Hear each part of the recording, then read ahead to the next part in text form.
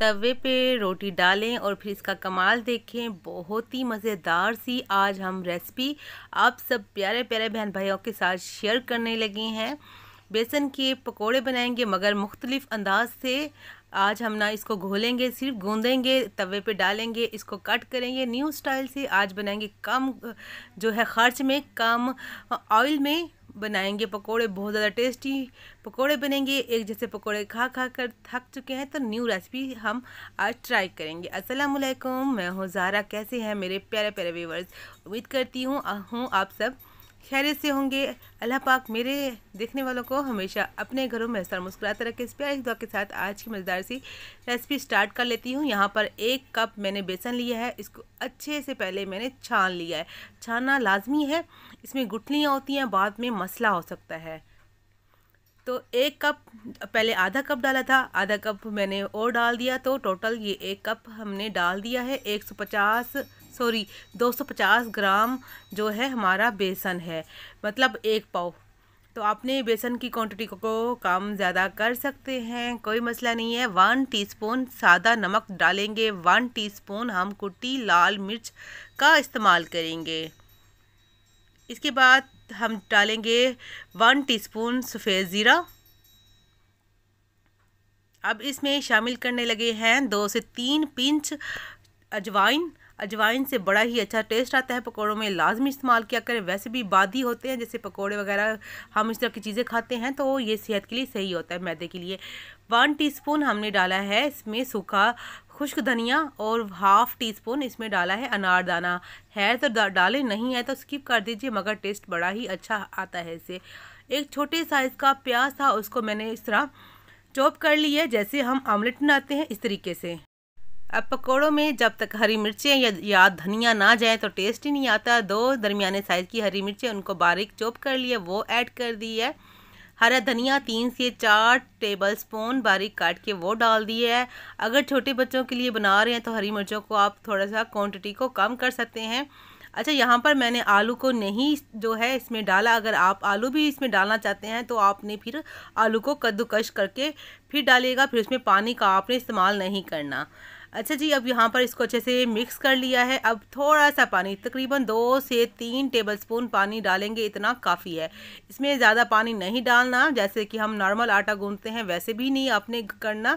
इसमें पानी का इस्तेमाल बहुत कम किया जाएगा। अगर आपने पानी ज़्यादा डाला तो क्या होगा, फिर आपको जो है बेसन का और इस्तेमाल करना पड़ेगा। तो इसलिए पहले 2 से 3 चम्मच पानी डालिए, अच्छे से इसको मिक्स किए, जब काट लें, जब तक अच्छी सी सख्त सी डो ना बने तब तक आप इसको ऐसे ही करते जाएं। देखिए जी, अभी आप देखें मैंने पानी को हटा दिया, सिर्फ एक दफ़ा ही डाला है, तकरीबन 2 से 3 चम्मच ही डाला है। उसको साइड पे कर दिए कप वाले पानी को।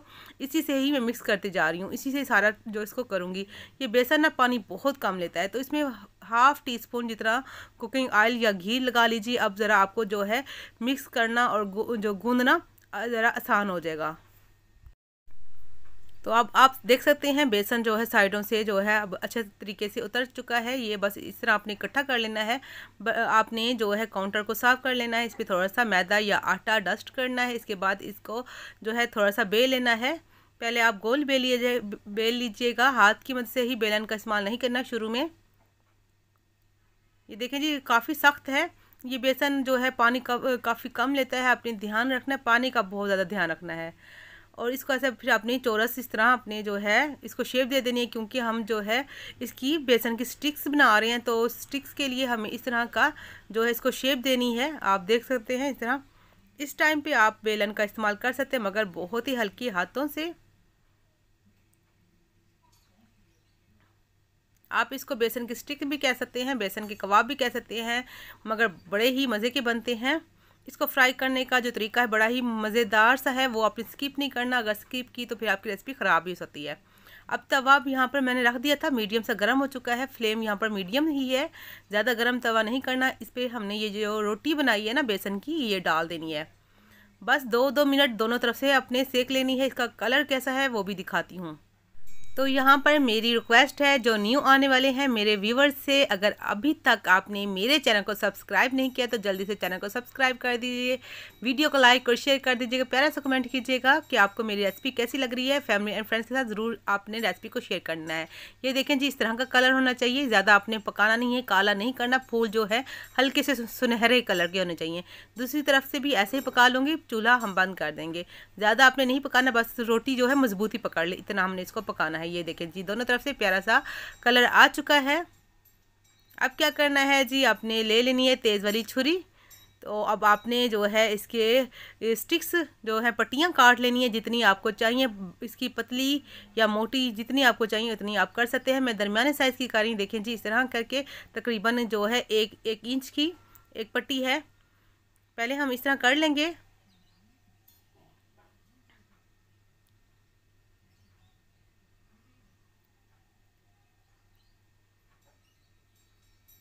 ये बड़े ही आराम से हो जाता है, कोई वो नहीं है।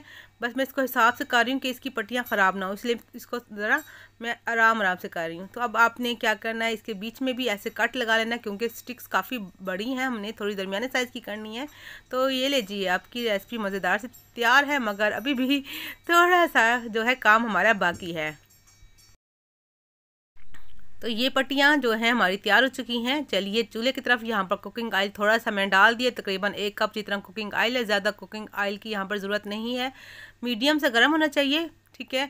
अब ये जो स्टिक्स हैं हम इसमें डालते जाएंगे, इसको हम जो है 2-2 मिनट जो है फ्राई करेंगे। ज़्यादा फ्राई करेंगे तो ये ज़्यादा हार्ड हो जाएंगी, सख्त वाली, मतलब जैसे क्रिस्पी या करारी सी हो जाएंगी, मगर हमने इसे मीडियम सा इसको जो है करना है फ्राई। हमने ज़्यादा इसको नहीं करना, हल्का सा इसको हमने सॉफ्ट ही रखना है इन स्टिक्स को। अगर आप ज़्यादा इसको करारा बनाना चाहते हैं तो आप 3 से 4 मिनट इसको जो है फ्राई कर लीजिएगा। मैंने जो है मीडियम सी फ्लेम रखी हुई है, उसी फ्लेम पर इसको बस 2-2 मिनट इसको प्यारा सा कलर आने के बाद फ़ौरन मैं इसको निकाल लूँगी। तो नए अंदाज के इंशाल्लाह आप लोगों को ये पकोड़े पसंद आएंगे। ये जो है ऑयल बिल्कुल भी नहीं लेते, आपने जितना ऑयल डालेंगे ना ये वापस आपको उतना ही मिलेगा। तो ये आप ये समझ लीजिए बगैर ऑयल के आपके फ्राई हुई हैं। तो कम ऑयल भी डालेंगे तब भी चल जाएगा, और ये बिल्कुल ऑयल नहीं लेते, क्योंकि ये हमने रोटी पहले पका ली है। जब इस तरह की रेसिपी बने ना तो जो ऑयल है बहुत ज़्यादा कम इस्तेमाल होता है। तो ये देखें जी, प्यारा सा कलर आ चुका है, इसको निकाल लूँगी एक प्लेट में। तो रमज़ान में बनाइए या वैसे भी आप गर्मियों में इंजॉय कर सकते हैं इस रेसिपी को। तो बाकी की जो हमने रखी हुई हैं पकोड़े या बेसन की स्टिक्स, वो भी इसमें डाल दूंगी। देखें जी, ना टूटेंगे ना बिखरेंगे, ना हमें अंडा लगाने की ज़रूरत पड़ी इसमें, ना हमने कोई मैदे की कोटिंग की है। देखें कितनी आसानी से हमारी ये जो है रेसिपी तैयार हो चुकी है, मज़ेदार सी। ये देखें जी, इंजॉय कीजिए रमज़ान में भी। तो मज़ेदार सी हमारे बेसन के स्टिक्स, हमारे बेसन के पकोड़े नए स्टाइल के, बिल्कुल मज़ेदार से न्यू रेसिपी है, तैयार हो चुकी है। आपने ट्राई लाजमी करना है। और साथ में इसके साथ मैंने चटनी बनाई है, हरी चटनी, जैसे कि बाज़ार से हम लेके आते हैं।